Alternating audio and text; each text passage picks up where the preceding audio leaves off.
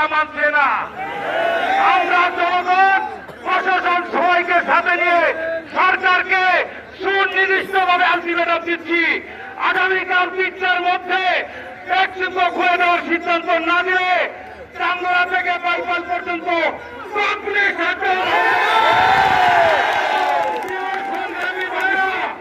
এইখানে আমরা কারো পয়সার বিনিময়ে আমরা এই জনসভায় আসি নাই।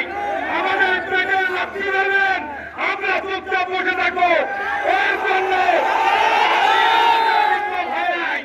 5ই এবং জুলাইয়ের আগস্টের বিপ্লব এই সমস্ত 40,000 মানুষের পেটে লাথি মারার জন্য হয় নাই।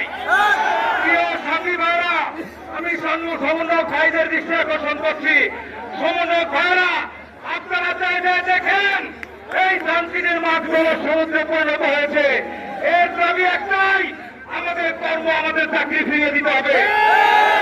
কোনো দালালি পছন্দ করি না, আমরা কোনো বৈষম্যের শিকার হতে চাই না। আমরা শুধু একটাই দাবি, তিলে তিলে করে ওঠা ইন্ডাস্ট্রিয়াল পার্ক আমরা কোনো অবস্থাতে ধ্বংস হতে দিব না। প্রত্যেকের কাছে আমার বিনীত অনুরোধ রইল, আপনারা আপনার দয়া করে এখনই কোনো অবস্থাতেই রাস্তাঘাট বন্ধ করবেন না। আপনারা রাস্তাঘাট ক্লিয়ার করে দেন। আগামীকাল 3টার মধ্যে সবাই এখানে উপস্থিত হবেন। আগামীকাল 3টার মধ্যে এই অন্তর্বর্তীকালীন সরকার, প্রশাসন এবং সব মিলে যদি আমাদের কোন সিদ্ধান্ত না দেয়, আগামীকাল 3টার পর থেকে লাগাতার কর্মসূচি থাকবে।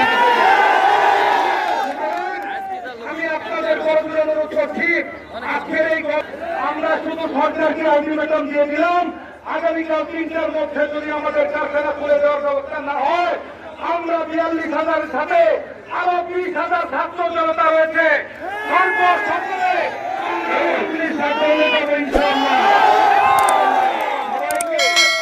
আমি আমার আন্তরিক অভিনন্দন, শুভেচ্ছা জানাচ্ছি। প্রত্যেকের জায়গা থেকে সুশৃঙ্খল ভাবে আপনারা চলে